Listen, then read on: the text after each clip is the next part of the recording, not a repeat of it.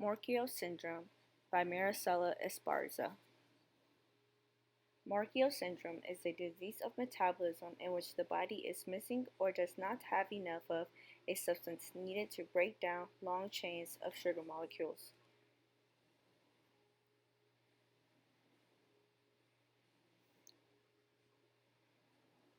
With Morquio syndrome comes several exams, for instance, a blood culture, echocardiogram, genetic testing, hearing test, slit lamp eye exam, skin fibroblast culture, x-rays of the long bones, ribs, and spine, and an MRI of their lower skull and upper neck to determine if their upper vertebrae is underdeveloped. Their life expectancy is approximately 30 years of age, but with good care and treatment can live up to 60 years with a chance of dying as early as 2 to 3 years of age. There is one cause for Morquio syndrome, and it is an inherited condition.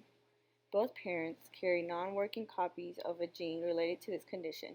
Each of their children has a 25% chance of developing it. With Morquio syndrome, there are several characteristics that go with it. For example, an abnormal development of bones, including spines, as you can see in the second picture, bell-shaped chest with ribs flared out at the bottom, coarse facial features, hypermobile joints, knock knees, large head, short stature with a short trunk, and widely spaced teeth. With Morquio syndrome, some implications that teachers might come across are absences from school due to surgery, modifications of the classroom to accommodate their students' short stature, physical limitations, and modifications to classwork in order to meet the students' comprehension level. Educational impact.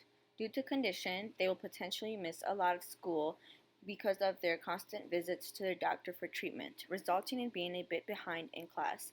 Students might not be able to participate in a lot of physical activities due to their physical development, such as their spinal cord damage and possible paralysis, and walking problems related to abnormal curvature of the spine and other bone problems.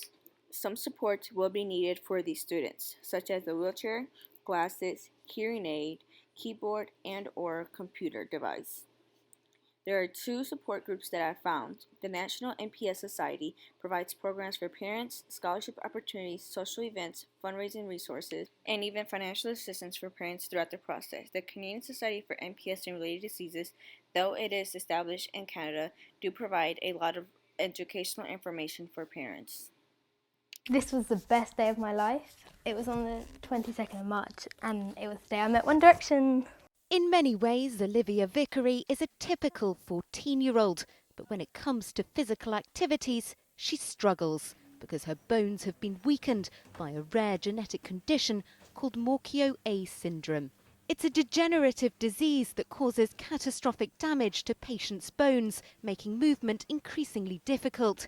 It also stunts their growth, damaging organs which continue to grow to an adult size. And Olivia's 9-year-old brother Luke also has the condition. I can do most things that other people can do, just not as well, and I run quite awkwardly. All the boys just like go to class really quickly, and then I'm like the last one out sides, so I have to waddle into the class.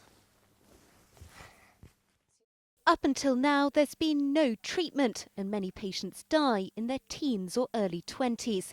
But Olivia and Luke have been taking part in a trial for a new drug, which has now become the first ever to be approved for use in the UK for this condition. The drug is in here and then it goes through like a tube and then through the needle into my port.